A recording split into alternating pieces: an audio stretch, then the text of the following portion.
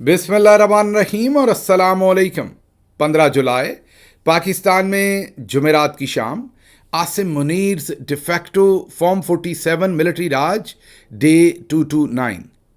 आज की अहम तरीन खबरों का आगाज़ करते हैं यूरोपीय यूनियन कमीशन की पाकिस्तान पर ताज़ा रिपोर्ट। बहुत ही अहम खबर है क्योंकि ये GSP प्लस के स्टेटस के बारे में है।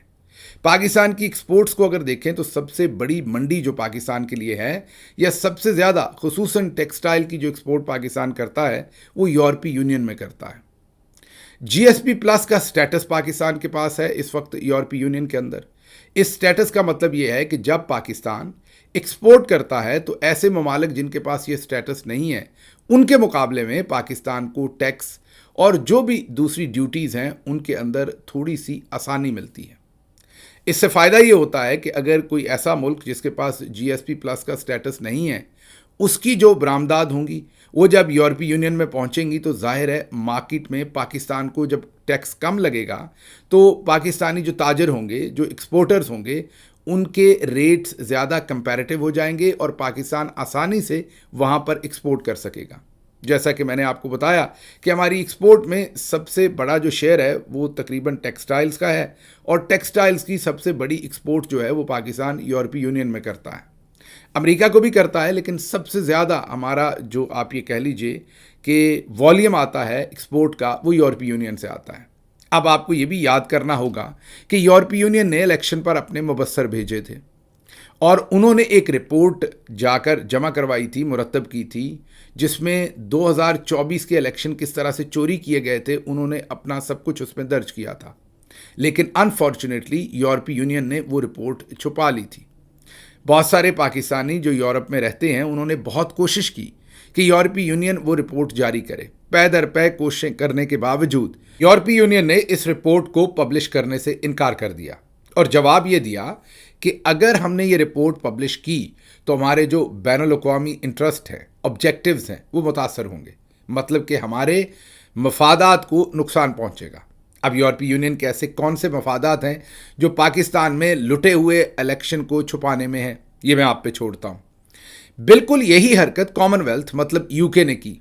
कॉमनवेल्थ के हेड वैसे तो इस वक्त के जो बादशाह हैं बरतानिया के वो हैं, लेकिन ज़ाहिर है वो भी उनकी जमहूरी हुकूमत के नीचे ही आता है सब कुछ। तो कॉमनवेल्थ ने भी वो रिपोर्ट छुपाई। बाद में अखबारात के अंदर, इंटरनेशनल मैगज़ीन में ये खबरें आईं कि कॉमनवेल्थ और यूरोपीय यूनियन के साथ लगातार पाकिस्तान के मिलिट्री जर्नल्स और इसहाक डार मिलते रहे। ये भी इल्ज़ामात लगे कि तोहफ़ों का एक्सचेंज भी होता रहा। रिपोर्ट छुपाने की वजह मेरा नहीं ख्याल कि ये गिफ्ट्स बने होंगे। असल वजह तो वही है जो बरतानिया हो, यूरोपीय यूनियन हो, अमेरिका हो या पूरी दुनिया के अंदर जो मगरबी ताकतें हैं उनका जो भी इंटरेस्ट है पाकिस्तान से रिलेटेड वो शायद इसी चीज़ में जुड़ा था कि जो लूटा हुआ इलेक्शन है वो छुपा रहे और मौजूदा रजीम जो है वो वहाँ पर काम करती रहे। बहरहाल वापस आते हैं GSP प्लस। जैसा कि मैंने आपको बताया कि एक स्टेटस है पाकिस्तान के पास। वो स्टेटस जब यूरोपीय यूनियन किसी को देता है तो साथ इस चीज़ का तकाजा करता है कि आप जो मरवजा असूल हैं या यूरोपीय यूनियन के जो प्रोफेस्ड प्रिंसिपल्स हैं जैसा कि democracy, rule of law, freedom of speech, human rights, इनका आप रिस्पेक्ट करेंगे और इनको आप अपने मुल्कों के अंदर इम्प्लीमेंट करेंगे। अगर कोई भी इन कवानीन से रूगर्दानी करेगा या इन सेट स्टैंडर्ड से रूगर्दानी करेगा तो उससे GSP प्लस का स्टेटस जो है वो छीन लिया जाएगा। अब पाकिस्तान के बारे में पिछले कई सालों में, 4 साल में जो कुछ पाकिस्तान में हुआ उस हिसाब से तो GSP प्लस का स्टेटस बहुत पहले पाकिस्तान का रिवोक हो जाता। लेकिन जैसा मैंने आपको बताया कि यूरोपीय यूनियन के जो मफादात हैं पाकिस्तान में, बरतानिया के जो मफादात हैं और उसके साथ साथ अमेरिका के जो मफादात हैं, उसमें यूरोपीय यूनियन ने भी रिपोर्ट छुपा ली थी इलेक्शन की, बरतानिया ने भी छुपा ली थी और GSP प्लस के ऊपर भी हर साल वो रिव्यू करते हैं, लेकिन बस नशिस्तन बर्खास्तन और काम जारी रहता है। और दूसरी तरफ पाकिस्तान में इंसानी हकूक़ की लगातार पामाली जो है वो एस्केलेट करती गई। आप देखिए जिस तरीके से मिलिट्री कोर्ट्स हों या फ्रीडम ऑफ स्पीच हो, जर्नलिस्टों का कत्ल हो और सियासतदानों को बशमूल इमरान खान साहब, उनकी ज़ौजा बुशरा बीबी, यास्मीन राशिद साहबा, शाह महमूद कुरैशी, दूसरे तमाम और फिर मिलिट्री कोर्ट से जिन लोगों को सज़ाएं दिलवाई गईं ان کو جس طریقے سے جیلوں میں رکھا گیا، عدالتیں لوٹ لی گئیں، مطلب کہ ہر میدان میں ترقی ہوئی انسانی حقوق کو پامال کرنے میں. لیکن یورپی یونین بھی خاموش رہا، جی ایس پی پلس کا کمیشن جو ہے وہ بھی خاموش رہا. اس بار پہلی دفعہ 4 سال کے بعد انہوں نے اپنی رپورٹ کے اندر ان چیزوں کے اوپر تشویش کا اظہار کیا ہے. جی ایس پی پلس ابھی بھی پاکستان کا ریووک نہیں ہوگا. ہمارے اس ویلاگ کے اوپر بہت سارے آپ کو رجیم کے جو ٹاؤٹ ہیں وہ کہیں گے دیکھیں یہ باہر بیٹھ کر پاکستان کا نقصان کروانا چاہتے ہیں اور جی ایس پی پلس کو ریووک کروانا چاہتے ہیں. اگر یورپی یونین کے یہ مفاد میں ہوتا کہ پاکستان کے اندر ہیومن رائٹس وائلیٹ نہ ہوں تو پاکستان کا جی ایس پی پلس 4 سال پہلے ہی ریووک ہو چکا ہوتا. لیکن جیسا میں نے آپ کو کہا کہ وہ تو ساتھ اس میں حصہ دار ہیں، انہوں نے تو رپورٹ چھپا کے رکھی ہوئی ہے، اس لیے ابھی بھی یہ تشویش کا اظہار ہی ہوگا. ہم ابھی سے آپ کو بتا دیتے ہیں آلدو کے بڑی سخت رپورٹ لکھی ہے جس میں انہوں نے کہا ہے کہ جبری گمشدگیاں، منمانی گرفتاریاں، میڈیا کی آزادی کا سکڑنا، فوجی عدالتوں سے سزائیں دلوانا، ان سب پر اور انسانی حقوق کی پامالی اور اپوزیشن لیڈر نام بھی لکھا گیا ہے former prime minister Imran Khan اور ان کے جو دوسرے ساتھی ہیں ان کی گرفتاریاں، ان کے اوپر جھوٹے مقدمات، یہ سب کچھ لکھ کے انہوں نے کہا ہے کہ ہمیں گہری تشویش ہے. اس کے باوجود دیکھ لیجئے کہ منافقت ایسی ہے کہ اس گہری تشویش کے باوجود یورپی یونین نے لوٹے ہوئے الیکشن کی رپورٹ جو ان کے اپنے مبصروں نے بنائی وہ ابھی تک وہ چھپا کے رکھے ہوئے ہیں. فی الحال مجھے لگتا ہے، آئی کوڈ بی رانگ، لیکن مجھے لگتا ہے کہ جو پاکستان کے اندر کرنٹ سٹیٹس ہے وہی ان کو فیور کرتا ہے، کیونکہ اس وقت کی جو رجیم بیٹھی ہوئی ہے وہ انہیں وہ تمام دینے کو تیار ہے جو کوئی بھی ڈیموکریٹکلی الیکٹڈ گورنمنٹ بیٹھ کر شاید اس طریقے سے پاکستان کے مفادات کے اوپر سودا نہ کرے.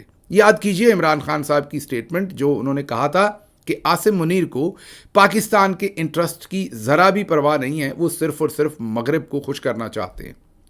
اگر آپ یہ سب کچھ دیکھیں جو جی ایس پی پلس کی پچھلے سالوں کے اندر سے رپورٹس ہیں، اس سال بھی تشویش ہے. میں نے آپ کو پہلے ہی بتا دیا کہ ہوگا کچھ نہیں، بس تشویش کا اظہار ہوگا. اور پھر یورپی یونین کی الیکشن مبصرین کی رپورٹ اور اس کے ساتھ ساتھ کامن ویلتھ کی، سب کچھ کو اگر آپ اکٹھا دیکھیں تو آپ کو سمجھ آ جائے گی کہ وہ اپنے مفادات کا یہاں تحفظ کر رہے ہیں. مطلب آج ہی ایک بہت ہی اور حیرت انگیز بات میری نظر سے ٹویٹر کے اوپر گزری. آج جو جین میریٹ ہیں جو پاکستان کے اندر یو کے کی سفیر ہیں، وہ بیٹھی ملالہ یوسفزئی صاحبہ کے ساتھ اور انہوں نے ان کے ساتھ بہت ہی بے لاگ قسم کی گفتگو کی. اچھی گفتگو ہے اگر آپ سنیں، 2 خواتین بیٹھ کر اپنے ایکسپیرینسز، اپنی ایجوکیشن، اپنی دوستیاں، گوسپس، ایک ذرا لائٹر کنورسیشن ہے. It's a good conversation. اس میں مجھے کچھ ایسا نظر نہیں آیا جس سے جین میریٹ صاحبہ کو وہ کرنا پڑے جو انہوں نے کیا. اب جب میں نے کنورسیشن سنی تو 2 لوگ بیٹھ کر ایک اچھی مثبت کنورسیشن کر رہے ہیں. جیسے میں نے آپ کو کہا اپنے شوق، کیا کتابیں پڑھتے ہیں، کن کتابوں نے زیادہ ان کی رہنمائی کی، اور دوسرے ایسے ہی دوستی کس سے بنائی، کیسے بنائی، کیا زندگی میں شوق ہے. لائٹر کنورسیشن ہے. لیکن جب آپ جین میریٹ صاحبہ کے ٹویٹر اکاؤنٹ پر ان کا وہ ٹویٹ دیکھیں گے اور ملالہ یوسفزئی کے ساتھ ہونے والی اس کنورسیشن کو، جو کہ انہوں نے ایک ڈپلومیٹک اپنے انیشیٹو کے طور پر، ظاہر ہے وہ کوئی اینکر تو نہیں ہے، نیوز کاسٹر بھی نہیں ہے، یا وہ کوئی اینالسٹ بھی نہیں ہے، وہ ایک امبیسڈر ہیں. لیکن آج کل سبھی آپ کو پتا ہے کہ سوشل میڈیا کو بہت ہی ایفیکٹولی استعمال کرنا چاہتے ہیں، تو اسی طرح انہوں نے بھی میرے خیال میں اچھا کام کیا، ملالہ کے ساتھ بیٹھ کے کنورسیشن کی. لیکن جب اپنے ٹویٹر اکاؤنٹ پر اسے پوسٹ کیا تو اس کے نیچے انہوں نے کامنٹس بند کر دیے. ہے نا حیرانی کی بات؟ اب یہ کامنٹس انہیں یہ پتا تھا کہ اس کنورسیشن کے اوپر پاکستانی کیا لکھیں گے؟ میرے خیال میں انہیں پتا تھا. شی نوز کہ پاکستانی کیا محسوس کرتے ہیں اور پاکستانی کیا فیل کرتے ہیں. دونوں طرف سے ملالہ یوسفزئی جو کہ ہماری اپنی بچی ہیں لیکن پاکستان کے اندر جاری فسطائیت پر جیسے وہ خاموش رہی ہیں. پاکستان میں خواتین کے ساتھ اور خواتین بچے جو ہیں ان کے ساتھ، ینگ خواتین کے ساتھ اور ایڈلٹ خواتین کے ساتھ بھی، یا بزرگ خواتین کے ساتھ بھی جو سلوک ہوا اس پر ملالہ یوسفزئی بالکل خاموش رہی ہیں. کبھی انہوں نے آواز نہیں اٹھائی. غزہ کے لیے بھی اکا دکا انہوں نے بعد میں مجبور ہو کے بیانات دیے، ورنہ اس پر بھی وہ غائب رہی ہیں. ظاہر ہے اس سارے معاملے پر پاکستان کے اندر ملالہ یوسفزئی صاحبہ کے اس طرز عمل پر ایک خاص قسم کا رد عمل ہے. اور پھر جین میریٹ صاحبہ نے بھی جو الیکشن لوٹا گیا اس دوران وہ الیکشن کمیشن کا بھی دورہ کرتی رہیں.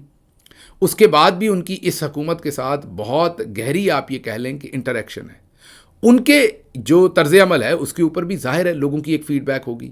میرا خیال دونوں چیزوں کو زیادہ مجھے یہاں پر لگتا ہے ملالہ صاحبہ کا، کیونکہ جین میریٹ اپنے دوسرے سارے ٹویٹس میں تو کامنٹس بند نہیں کرتی.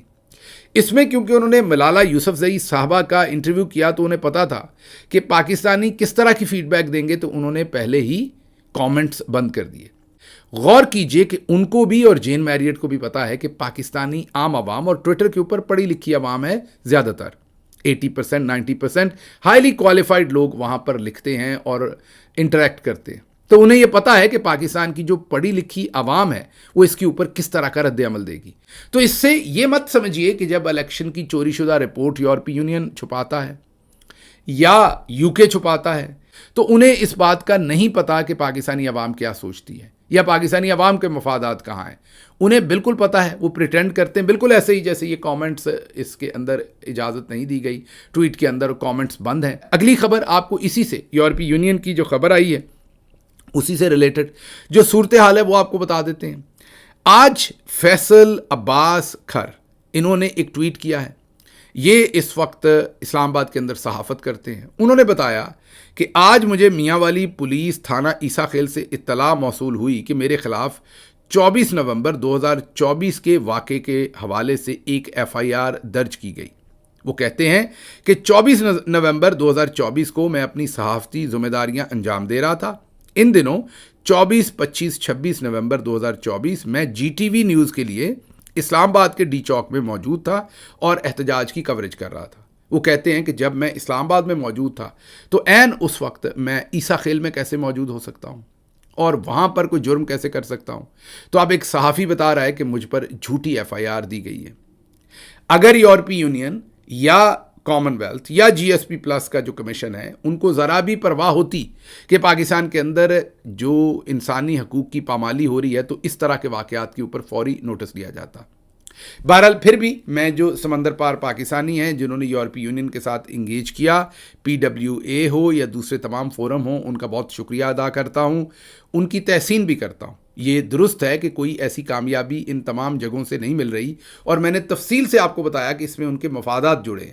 بہرحال پھر بھی ڈپلومیسی میں انٹرنیشنل فرنٹس کے اوپر آپ کو لگاتار انگیجمنٹ جو ہے وہ برقرار رکھنی پڑتی ہے اور انگیجمنٹ جو ہے وہ کرتے رہنا چاہیے، کیونکہ کبھی بھی حالات بدل سکتے ہیں اور پھر وہی کی ہوئی انگیجمنٹ جو ہے وہ آپ کے کام آتی ہے. آگے چلتے ہیں. اگلی خبر ذرا آپ فضل الرحمان صاحب کے سارے معاملے کے اوپر کر لیں.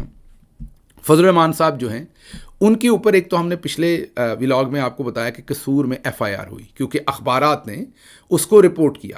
لیکن اب ہمیں بہت سارے صحافی یہ کلیم کر رہے ہیں، ہم نے آپ کو جو اخبارات نے خبر دی تھی اور FIR کی جو کاپی پھر رہی تھی اور اخبارات کی خبر تھی، دونوں آپ کے سامنے رکھے تھے. لیکن اب بہت سارے لوگ کہہ رہے ہیں کہ یہ FIR اصل میں حقیقت میں ابھی تک نہیں دی گئی. اب پتہ نہیں اس میں سچ کیا ہے، کیونکہ ایک طرف اخبارات کی خبر ہے، دوسری طرف بہت سارے معتبر صحافی یہ کہہ رہے ہیں کہ FIR شاید ابھی تک نہیں ہوئی. عدالتوں کے اندر ججز نے اس کے اوپر فضل الرحمان صاحب کا موقف مانگا ہے. اب آپ نے 3-4 چیزوں کو اکٹھا کرنا ہے جو میں پچھلے 3-4 دن سے آپ کے سامنے کہہ رہا ہوں. ایک تو جو پچھلی شام گزری اس میں حافظ حمداللہ صاحب انہوں نے ARY کے محمد مالک صاحب کے پروگرام پر بیٹھ کر وہ سخت باتیں کہیں جو کوئی اور کہتا تو حمداللہ صاحب کو وہیں سے اٹھا لیا جاتا. میں یہ نہیں کہہ رہا انہیں اٹھانا چاہیے، میرے خیال میں انہوں نے کوئی غلط بات نہیں کی، لیکن چودھری نظام الدین کے حساب سے وہ ایسی باتیں ہیں جو عام طور پر لوگ کریں تو اٹھا لیں گے. انہوں نے کیا کہا سنیے. تو بحث یہ ہے کہ آپ کو جس پہ غصہ ہے اس پہ نکالیں، شہداء کو بیچ میں نہ لائیں. میں نے یہ کہا شہداء کے بینیفیشری تو وہ ہے. میں تو یہ کہہ رہا ہوں کہ آپ بینیفیشری مت بنیں. آپ یہ مت کہو کہ سیاست میں مداخلت بھی کریں گے اور کہتے ہیں کہ نوجوان خون دے رہا ہے، لیکن اس کا مطلب یہ نہیں ہے کہ آپ سیاست میں مداخلت کریں. اس کا مطلب یہ نہیں ہے کہ آپ اس کے لیے سہولت کار. سن لیا آپ نے. اب اس کے بعد بھی حمداللہ صاحب جو ہیں ان کے بارے میں آج میں نے پاکستان کے ٹیلی ویژنز پر چیک کیا کہ آج کی شام جو ہے کیا انہیں بین تو نہیں کر دیا گیا اس ساری سخت بات کے بعد. تو مجھے یہ بتایا گیا کہ نہیں، ان کو بیٹھنے کی اجازت ہے، انہیں بین نہیں کیا گیا. اب ذرا کڑیاں میں لائیے. فضل الرحمان صاحب یہ بیانات دیتے ہیں، بیانات کون سے دیتے ہیں کہ جس میں وہ فوجی جرنلز پر اور ملٹری کے کہہ رہے ہیں کہ آپ اگر شہید ہوتے ہیں تو احسان نہ چڑھائیے، آپ پیسے لیتے ہیں اور آپ نے دہشت گردی میں ملک کو جھونک دیا ہے. مطلب کہ اینٹائی اسٹیبلشمنٹ وہ جو ہے اینٹائی جنرل جو ہے وہ بیانیہ لے کر چل پڑے ہیں. انہوں نے یہ بیانیہ دیا کہاں ہے؟ قصور میں، پنجاب کے اندر. انہیں وہاں پر جلسے کی اجازت بھی ملی، انہوں نے بھرپور جلسہ بھی کیا، اس میں تقریر بھی کی، اور ابھی تک جلسے کے منتظمین جو ہے نہ ان پر ایف آئی آر ہوئی نہ ان کو پکڑا گیا. میں یہ نہیں کہہ رہا کہ ایسا ہونا چاہیے، بالکل نہیں ہونا چاہیے، انہوں نے کوئی ایسی غلط بات نہیں کی، لیکن میں ماضی میں ہونے والی چیزیں آپ کے سامنے رکھ رہا ہوں. نہ منتظمین کو پکڑا گیا، نہ فضل الرحمان صاحب کے خلاف ایف آئی آر ہوئی، نہ کسی پر دنیا زمین تنگ کی گئی، نہ کسی سے اغوا برائے بیان ہوا، نہ کسی کی چادر چار دیواری کو پامال کیا گیا. اور آپ نے دیکھا کہ جو نون لیگ اور پیپلز پارٹی کے بیانات آئے ان میں بھی فضل الرحمان صاحب کا احترام مد نظر رکھا گیا. ہاں یہ الگ بات ہے کہ جو کرنل صاحب ہیں انہوں نے کچھ چیپ قسم کے کریکٹر جو تھے وہ بھی مولانا کے اوپر چھوڑے. وہ تو ان کی مطلب ان کی جو ٹیسٹ ہے، ہمارے پاکستانی ملٹری جنرلز جو نیچے سٹاف رکھا ہوا ہے کرنل اور بریگیڈیئر، اکثر ان کا ٹیسٹ ہی اتنا پور ہوتا ہے کہ وہ پھر فیاض الحسن چوہان اور اس طرح کے لوگوں کو آپ پر چھوڑتے ہیں. دیٹ ڈپکٹس دیئر ٹیسٹ کہ وہ کس طریقے سے معاملات کو ہینڈل کرنا چاہتے ہیں. لیکن بہرحال واپس آتے ہیں تو حافظ حمداللہ صاحب کا یہ سخت بیان، پھر سے فضل الرحمان صاحب کا بیان، اور جے یو آئی فے کا یہ کہنا کہ ہم اس پر معافی نہیں مانگیں گے، پنجاب کے اندر انہیں جلسہ کرنے دینا اور وہاں سے یہ بیان دینے دینا، اس کے بعد بھی ستے خیریں رہنا، اس کے بعد بھی فضل الرحمان صاحب کا کشمیر کے مذاکرات کے اندر کلیدی کردار رہنا بلاول زرداری کے ساتھ. یہ سب کچھ کیا بتاتا ہے؟ یہ سب کچھ ہمیں یہ بتاتا ہے کہ فضل الرحمان صاحب کو لانچ کیا گیا ہے جو سپیس پی ٹی آئی نے کم کی ہے.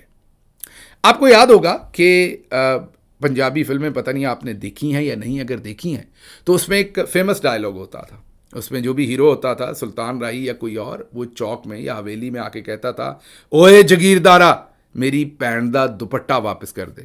وہ بہن واپس نہیں مانگتا تھا، صرف دوپٹہ واپس مانگتا تھا. اس بات پہ غور کیجئے کہ جاگیردار نے بہن اٹھائی ہوتی تھی لیکن وہ بہن کا دوپٹہ واپس مانگتا تھا، بہن واپس نہیں مانگتا تھا. یہ اصطلاح کیوں استعمال کر رہا ہوں کہ فضل الرحمان صاحب کو بھی اگر کچھ کرنا ہے تو انہیں بہت واضح طور پر پتہ ہے کہ انہیں کیا کرنا ہے. ان کے پاس بہت ساری اسٹریٹ پار، اس میں کوئی شک نہیں کہ مدرسے کے بچے ہیں اور دوسرے ہیں موجود ہیں. انہیں یہ بیان بازی سے پہلے کیا کرنا تھا، تحریک انصاف نے انہیں متعدد بار اپروچ کیا. یاد کیجئے کہ 26ویں آئینی ترمیم پر تحریک انصاف کے ساتھ وہ ملاقاتیں کرتے رہے. ایک طرف سلمان اکرم راجہ صاحب ہوتے تھے، دوسری طرف گور خان صاحب اور اسد کیسر صاحب جو مین روئے رواں تھے، ان کو بیوقوف بناتے رہے. میں نے ان کو تب بھی جو اعلیٰ ترین ہمارا فورم تھا پولیٹیکل کمیٹی، اس میں بتایا تھا کہ آپ اس میں عمران خان کا پولیٹیکل کیپٹل استعمال کر رہے ہیں، فضل الرحمان سے آپ کو کوئی خیر نہیں ملے گی، شر ملے گی. وہ آپ کو استعمال کریں گے. لیکن ہمارے اکابرین کو لگتا تھا کہ ہماری اسیسمنٹ غلط ہے اور وہ ان کے ساتھ جا کے جڑ کے کھڑے رہے. آخرکار فضل الرحمان صاحب نے ان کو استعمال کر کے اور اپنا جو حصہ بقدر جثہ جو بھی انہوں نے وصول کرنا تھا وہ زیادہ کر لیا. تو اب اس کو سم اپ ہم یہ کرتے ہیں، جیسے عائشہ صدیقہ صاحبہ کی خبر ہے کہ اب مولانا پر حملہ کروانے کی کوشش کی جائے گی تاکہ وہ خاموش ہو جائیں. غور کیجئے، حالانکہ عائشہ صدیقہ بہت ہی سمجھدار اور بہت ہی پڑھی لکھی، بہت ہی مدبر ایک انالسٹ ہیں، لیکن دیکھیے ہمارے جرنلز کتنی جلدی ہم سب کو پھے بنا لیتے ہیں. انہوں نے عائشہ صدیقہ صاحبہ کو بھی پھے بنا لیا. فضل الرحمان صاحب کوئی آرگینک یا کوئی ریئل یہ بیان بازی تھوڑی کر رہے ہیں. وہ تو چھوڑے گئے ہیں، چھوڑے اس لیے گئے ہیں کہ تحریک انصاف نے کیونکہ انفارچونیٹلی عمران خان سے اپنے آپ کو ڈسٹنس کر لیا. عمران خان کے لیے جو ہم سب کو ایفرٹ کرنی چاہیے تھی وہ نہیں کی. پھر ہم پڑ گئے بلو پاسپورٹ میں، پھر ہم پڑ گئے فری کے ہوٹلز کے کمروں میں، پھر ہم پڑ گئے کہ ہمیں گاڑیاں چاہیے، پھر ہم پڑ گئے کہ ہمیں فرسٹ کلاس اور بزنس کلاس کے ٹکٹس چاہیے، اور پھر کرپشن کے الزامات بھی ہیں. ان سب حالات کے اندر لوگ جو ہیں وہ تحریک انصاف کی لیڈرشپ سے ڈسٹنس ہوئے ہیں. عمران خان کے تو اور بھی قریب ہوئے ہیں، لیکن عمران خان جیل میں ہے. تو ملٹری اسٹیبلشمنٹ کا خیال یہ ہے، کیا سرائی یہ ہے، ان کا ایک اور پھے پلان ہے. یہ پھے سے کیا بنتا ہے میں آپ پہ چھوڑتا ہوں. ان کا ایک وہ کہتے ہیں نا پھے کھاتا تاجہ حوالدار، یہ بھی ایک پنجابی کا ایکسپریشن ہے. تو وہ یہ جو پھے کھاتا اور تاجہ حوالدار ہے، ان کا خیال یہ ہے کہ اب کیونکہ لوگ پی ٹی آئی کی قیادت سے تھوڑے متنفر ہیں، ناراض ہیں، ڈسٹنس ہیں، تو کسی کو بھی مارکیٹ میں اتارا جائے. اب مارکیٹ میں کیسے اترے گا کوئی بھی؟ مارکیٹ میں اس ٹائم سب سے زیادہ بدنام تو ہمارا بلما ہے. بلما مطلب کہ فیلڈ مارشل عاصم منیر اور ان کے ساتھی ہیں. تو پھر جب تک آپ اینٹائی اسٹیبلشمنٹ نعرہ نہیں ماریں گے اوے جگیردارا میری پہن دا دوپٹہ واپس کر دے. جب تک آپ اس طریقے کا ڈائلاگ نہیں ماریں گے تو عوام جو ہے، شائقین آپ کی طرف متوجہ نہیں ہوں گے. تو بس جو فضل الرحمان صاحب ہیں ان کو اسی کام کے لیے چھوڑا گیا ہے مارکیٹ میں. آپ دیکھیں گے وہ اس طریقے کے نعرے شارے ماریں گے. یہ سب پھینک کھاتا تاجہ حوالدار ہے، اس میں اور کچھ نہیں ہے. سیریس نہیں آپ نے لینا.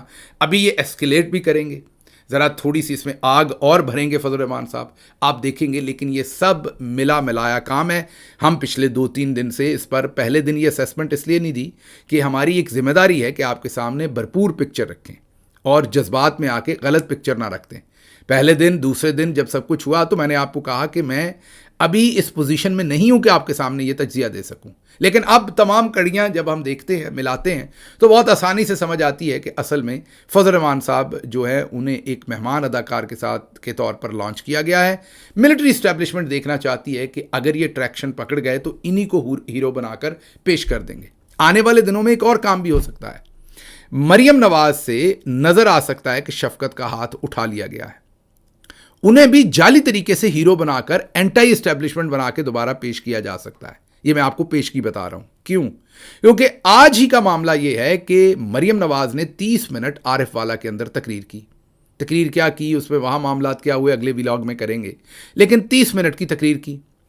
اس 30 منٹ کی تقریر کے اندر مریم نواز صاحبہ کو پی ٹی وی نے 10 منٹ بعد کاٹا. کاٹا کا مطلب، یہ کاٹا ذرا الٹ ہے یہاں پر. کاٹے کا مطلب ہوتا ہے آن ایئر کرنا. ذرا کاٹا تو ویسے ایسا لگتا ہے کہ جیسے ڈیلیٹ کر دیا، ہٹا دیا، لیکن میڈیا کی زبان میں کاٹے کا مطلب یہ ہے کہ کٹ کر لینا، کہ مطلب انہیں سکرین پر لے آنا. تو 10 منٹ کے بعد انہیں پی ٹی وی سکرین پر لایا. سما ٹی وی نے مکمل اگنور کیا. اب یہ سب کچھ کیا ہو رہا ہے؟ اس سے لگے گا تو یہی کہ چودھری نے اپنا ہاتھ اٹھا لیا ہے مریم نواز کے اوپر سے. لیکن اصل میں مجھے یہ لگ رہا ہے کہ چودھری کو یہ سمجھ آ گئی ہے کہ ہم پھنس گئے ہیں بلوچستان میں، خیبر پختونخوا میں، کشمیر میں. تو اب ہمیں ایسے لوگ چاہیے جو اینٹائی اسٹیبلشمنٹ نظر تو آئیں لیکن اندر سے نہ ہوں. تو چودھری اب انہیں خود ہی اجازت دے گا سب کو. آپ دیکھیں گے آنے والے وقت میں یہ سبھی اینٹائی اسٹیبلشمنٹ جو ہے وہ راگ الاپنا شروع کریں گے. آپ نے ایک اور خبر بھی سنی ہوگی کہ اردلی جو ہے وہ اپنی کابینہ کے اندر رد و بدل کر رہا ہے. میں نے اس خبر کو آپ کے سامنے نہیں رکھا پچھلے 2-3 دن سے. آپ بھی سوچتے ہوں گے کہ اہم خبر تھی، ہم نے کیوں نہیں کور کی. میری ہنسی اس بات پہ نکل جاتی تھی کہ کون سا اس کابینہ کے اندر انہوں نے کسی نیلسن منڈیلا کو لا کے بٹھا لینا ہے یا ایلان مسک کو لا کے بٹھا لینا ہے. خواجہ آصف کو ادھر سے اٹھا کے ادھر کر دیں گے، اسحاق ڈار کو ادھر سے اٹھا کے ادھر کر دیں گے، یا کسی وزیر کو ہٹا لیں گے اور نون لیگ کے کسی ایم این اے کو اٹھا کے وزیر بنا دیں گے. تو یہ کون سا میراڈونا کو ٹیم میں شامل کر رہے ہیں؟ یہ کوئی تبدیلی آنی ہے. اس سے کیا فرق پڑنا ہے؟ یہ اپنی یہ والی انگلی اس کان میں ڈالیں یا اپنی یہ والی انگلی ادھر سے گھما کے اس کان میں ڈالیں. انگلی بھی انہی کی ہے اور کان بھی انہی کا ہے. مطلب یہ جو پیدائشی نالائق ہیں یہ اپنے ہی جس طرح کے مرضی پلیئرز کو کھلائیں گے تو اس کا جواب تو وہی آئے گا.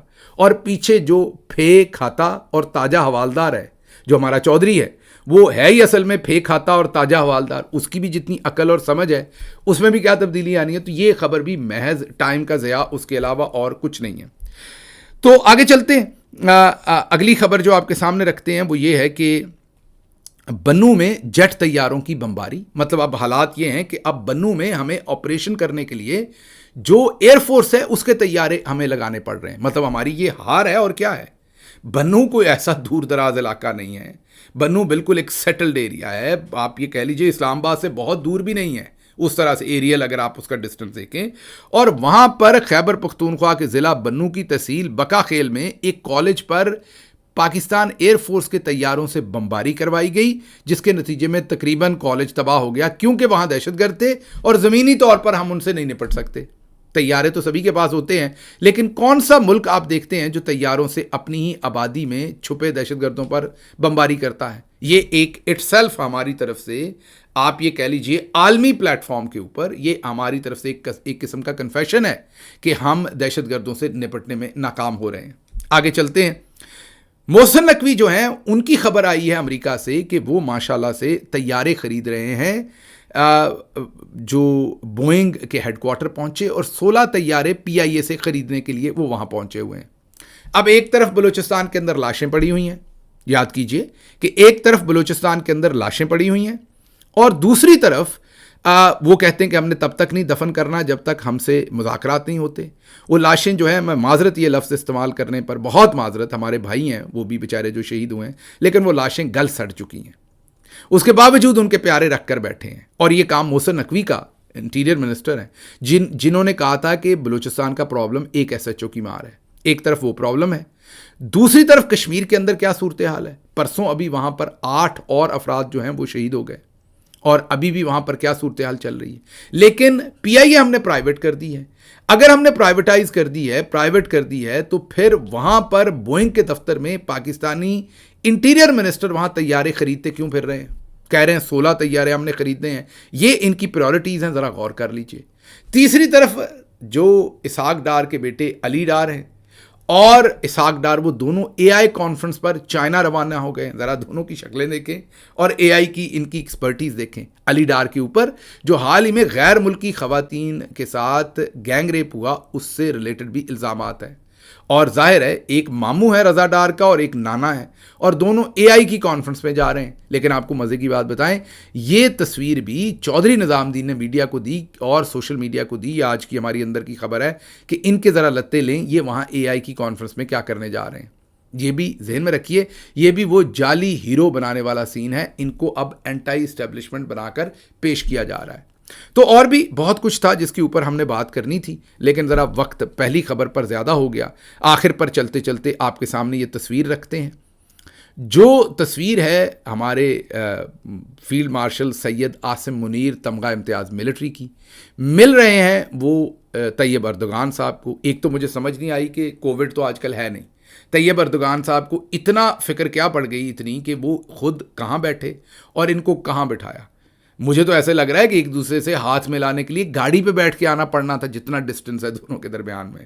تو کوئی کووڈ شووڈ تو ہے نہیں, اور بھی ہمارے فیلڈ مارشل ماشاءاللہ صحت مند ہیں, کوئی انہیں اور بھی ایسی کوئی وائرل شائرل کوئی وائرس وغیرہ کوئی ایسی بیماری نہیں ہے خدا نخواستہ. تو طیب اردگان صاحب نے اتنی دوری کیوں, یہ میں آپ پہ چھوڑتا ہوں.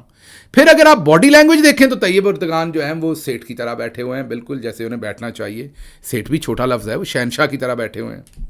اور ہمارے فیلڈ مارشل صاحب نارملی تو مطلب ٹھیک ہی ہوتے ہیں, لیکن پتہ نہیں انہیں کیا ہو گیا, انہوں نے دونوں پیر جوڑے ہوئے ہیں, گھٹنے ذرا ایسے پاؤں جوڑ کے گھٹنے اوپر سے باہر نکالے ہوئے, وی بنایا ہوا ہے, ہاتھ اپنے دونوں گھٹنوں ٹانگوں کے درمیان میں دیے ہوئے ہیں.